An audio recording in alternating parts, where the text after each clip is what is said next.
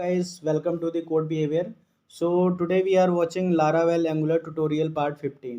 Okay so previous video में हमने देखा था कि हमने एक लारावेल में पोस्ट एपीआई क्रिएट की थी और पोस्टमैन की हेल्प से हम क्या कर रहे थे, डेटाबेस में डेटा इंसर्ट कर रहे थे. ओके सो आज की इस वीडियो में हम क्या करेंगे, एंगुलर में हम एक फॉर्म क्रिएट करेंगे और फॉर्म डेटा को हम क्या करेंगे, लारावेल की पोस्ट एपीआई की हेल्प से हम उसे डेटाबेस में इंसर्ट करेंगे. ओके सबसे पहले हम क्या करते हैं, हमें फॉर्म क्रिएट करना है. ओके हमने यहाँ पे क्या किया, डेटा को शो किया है.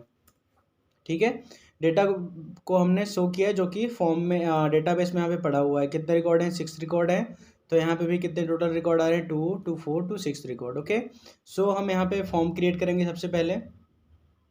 तो जो हमारे पास इसमें बूट स्टेप का वर्जन क्या है वो चेक कर लेते हैं. इसमें हम बूट स्टेप का वर्जन आपको package.json में मिल जाएगा. यहाँ पे आप सर्च करोगे बूट स्टेप का वर्जन क्या है, 5. ओके हमें बूट स्टेप का कौन सा फॉर्म है, यहाँ पे किस फॉर्म को हमें लिखना है, बूट स्टेप वर्जन 5 का. ओके बूट स्टेप वर्जन 5 का फॉर्म यहाँ से हम कॉपी कर लेते हैं और इसे हम सिंपली यहाँ पे हम क्या करेंगे, पेस्ट करेंगे और चेक करते हैं कि ये वर्क कर रहा है कि नहीं. ओके हमने यहाँ पे चेक किया, यहाँ पे क्या आ गया, फॉर्म आ गया, ईमेल, पासवर्ड. ठीक है, तो हमें कौन कौन सा यहाँ पे रखना है, यहाँ पे हमारे पास कौन कौन से फील्ड्स हैं, नेम, ईमेल और कॉन्टैक्ट. ओके हमें यहाँ पे लिखना है नेम. ठीक है, टाइप हमें टेक्स्ट यहाँ पे देना है, नेम, ईमेल, दूसरा हो जाएगा ईमेल. ईमेल यहाँ पे क्या हो जाएगा, ईमेल पे हम टाइप हम ईमेल कर देते हैं.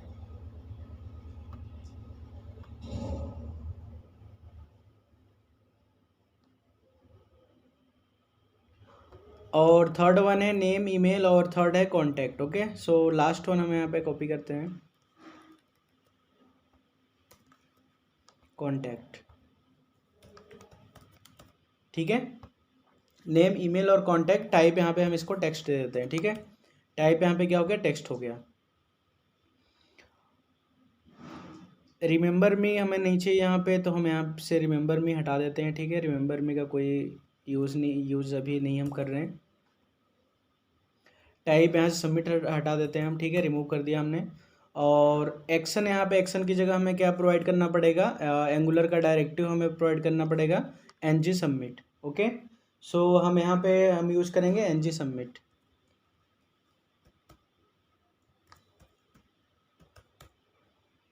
ठीक है, ng सबमिट में हम एक फंक्शन का नाम यहाँ पे प्रोवाइड कर देते हैं.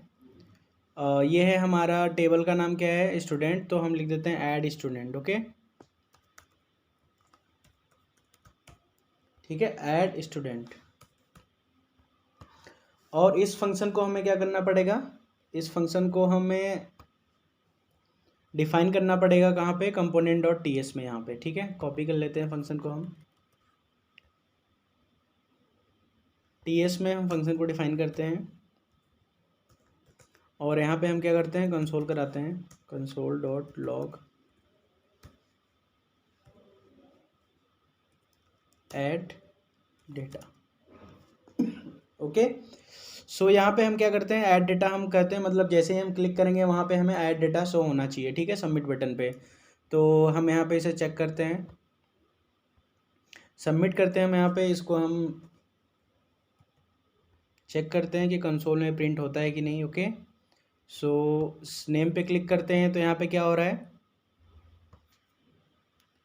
नेम, ये तो कंसोल हमने कराया हुआ है, दूसरा डेटा है. यहाँ पे कंसोल में हमें हेलो प्रिंट होना चाहिए, दूसरा कुछ हमने कंसोल कराया है वो हम रिमूव कर देते हैं. अभी कंसोल ये है, इस डेटा को हम यहाँ पे कमेंट आउट कर देते हैं. ओके फिर से हम यहाँ पे चेक करते हैं.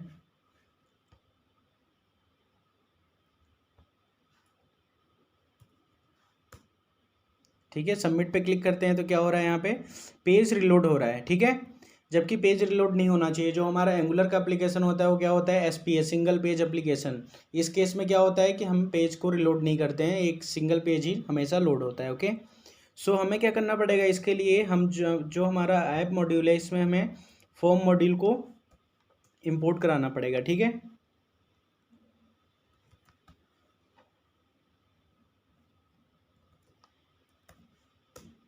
फॉर्म्स मॉड्यूल हमने क्या करा दिया, यहाँ पे इंपोर्ट करा दिया। ओके, सो यहाँ से भी फॉर्म्स मॉड्यूल आ गया। अब हम क्या करते हैं, इसको हम सेव करते हैं और नेक्स्ट चेक करते हैं फिर से हम। ओके, फॉर्म हम यहाँ पे देखते हैं, ये हमारा फॉर्म है।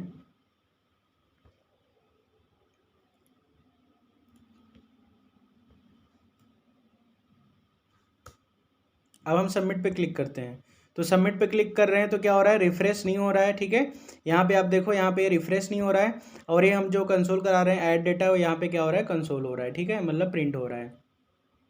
ये यहाँ पे हमने ऐड डेटा क्या कराया है, कंसोल कराया है। ओके, सो अब हमें क्या करना है कि हम जो भी हमारा फॉर्म डेटा है, फॉर्म डेटा में क्या है, नेम, ईमेल और कॉन्टैक्ट।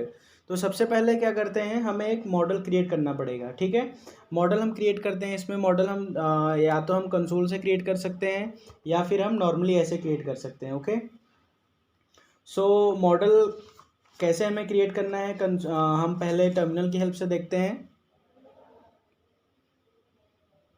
नया टर्मिनल ओपन करते हैं हम।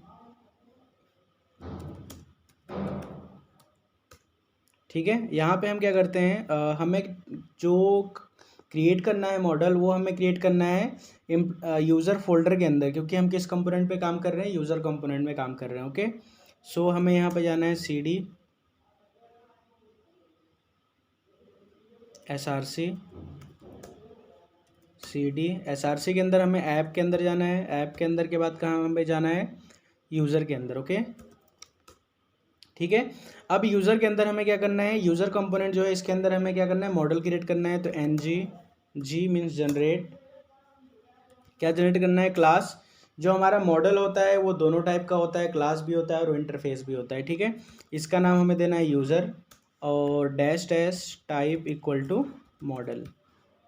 एंटर करते हैं हम इसको, तो यहाँ पे क्या हो गया, हमारा मॉडल क्रिएट हो गया, user model dot TS।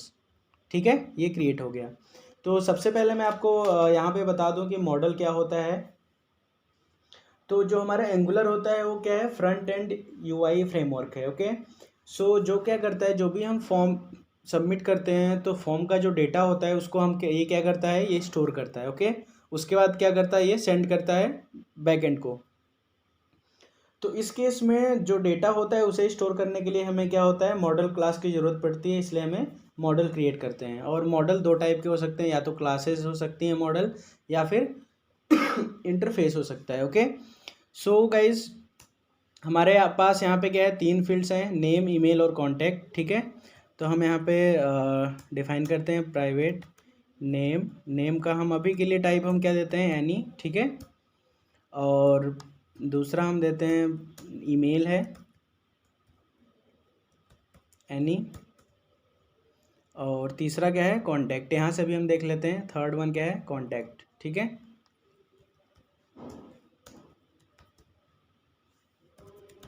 Contact, इसको भी हम क्या अभी के लिए दे रहे हैं, एनी दे दिया हमने। ठीक है, अब हमें क्या करना है, कंपोनेंट डॉट HTML। अब इसमें क्या होता है, इसमें हम NG मॉडल डिफाइन करते हैं। ठीक है, NG मॉडल डिफाइन करते हैं, जिसकी हेल्प से हम क्या करते हैं, जो डेटा होता है उसको हम मॉडल में स्टोर कराते हैं, और उसे हम API को सेंड करते हैं to store into database. Okay, so यहाँ पे नेम क्या होना चाहिए, यहाँ पे नेम है। ठीक है, और NG मॉडल हमें यहाँ पे डिफाइन करना है। तो NG मॉडल की हेल्प से हम क्या करेंगे, जो डेटा होगा उसे हम बैकएंड में टू वे बाइंडिंग के लिए हमें NG मॉडल की ज़रूरत पड़ती है। ओके,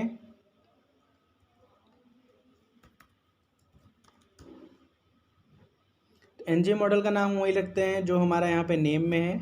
ठीक है, जो यहाँ पे नेम में हम वैल्यू प्रोवाइड करते हैं वही हम NG मॉडल में यहाँ पे प्रोवाइड कर रहे हैं। ठीक है, NG मॉडल इसमें नेम हो गया। ईमेल वाले केस में हम NG मॉडल हम प्रोवाइड कर सकते हैं, यहाँ पे ईमेल रहेगा। ठीक है, नेम में भी हम यहाँ पे ईमेल प्रोवाइड कर रहे हैं। थर्ड है कॉन्टैक्ट। ठीक है, तो यहाँ पे हम कॉन्टैक्ट दे रहे हैं, कॉन्टैक्ट हमने लिखा।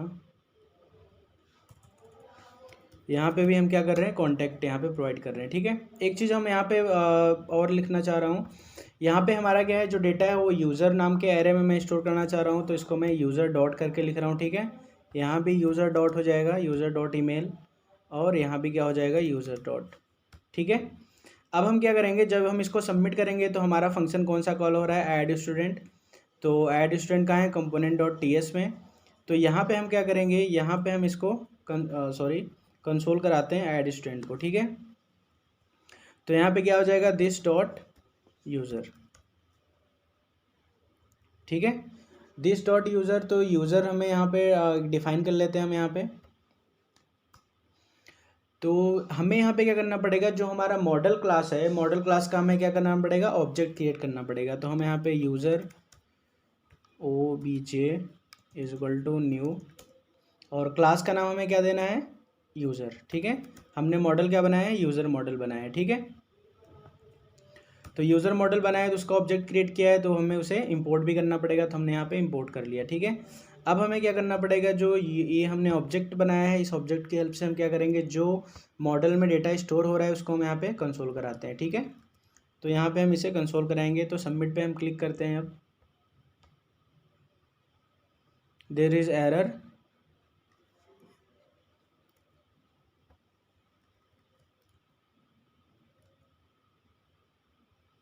चेक करते हैं हम क्या एरर हो सकता है यहाँ पे। Component dot h t m l property user does not exist on type user component. ठीक है, तो हम यहाँ पे एक चीज़ चेक करते हैं, जो हम यहाँ पे यहाँ पे एच टी एम एल में हमने क्या दिया है, यूज़र। तो यहाँ पे हमें क्या प्रिंट करना, क्या लिखना पड़ेगा, यूज़र ऑब्जेक्ट। ठीक है, ये हम लिखते हैं यूज़र ऑब्जेक्ट। ठीक है, तो ये जो हमने यूज़र लिखा हुआ है इसकी जगह पे हमें यूज़र लिखना पड़ेगा। ठीक है,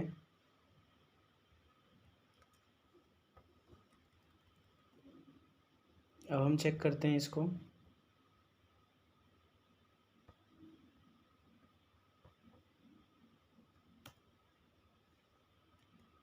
अभी भी यहाँ पे क्या, property name is private and only accessible with in class. तो अभी हम क्या करते हैं, इसको प्राइवेट नहीं लिखते हैं, पब्लिक ही हम लिखते हैं। ठीक है, इसको हम पब्लिक ही लिखते हैं। पब्लिक के अकॉर्डिंग क्या हो जाएगा, एरर हमारा यहाँ पे चेंज हो जाएगा, एरर नहीं आएगा। ठीक है, क्योंकि हम इसको क्लास के बाहर एक्सेस कर रहे हैं। ठीक है, तो इस केस में अब हमें क्या करना है, फॉर्म को सबमिट कराते हैं लिख के हम कुछ भी, जैसे कि राघव, ईमेल हमने डाल दिया job@gmail.com, कॉन्टैक्ट हमने यहाँ पे फिल कर दिया। अब हम इसको सबमिट कराते हैं। ठीक है, सबमिट कराया तो जो हमने डेटा यहाँ पे फिल किया है, कॉन्टैक्ट हो गया, ये हमने कॉन्टैक्ट फिल किया है, ईमेल ये हमने, और यहाँ पे नेम में राघव हमने प्रिंट किया है। ठीक है, तो यहाँ पे क्या हो रहा है, ये चीज़ें यहाँ पे शो हो रही हैं। ठीक है, तो आज की इस वीडियो में इतना ही। नेक्स्ट वीडियो में हम क्या करेंगे, ये जो हमारा फॉर्म डेटा क्रिएट हुआ है, फॉर्म डेटा हम जनरेट कर रहे हैं, इसको सबमिट के बाद इसको हम क्या करेंगे, लारावेल की पोस्ट एपीआई से हम क्या करेंगे, उसे उसमें इंसर्ट करेंगे, और उसके बाद हम चेक करेंगे कि डेटाबेस में हमारा जो रिकॉर्ड है वो वेरी कर रहा है कि नहीं। ओके गाइज, सो अगर इस वीडियो में आपको कोई कन्फ्यूज़न है, कोई प्रॉब्लम है, तो आप कमेंट बॉक्स में कमेंट करके पूछ सकते हो। और नेक्स्ट वीडियो की अपडेट्स पाने के लिए प्लीज़ चैनल को सब्सक्राइब करें। Thank you.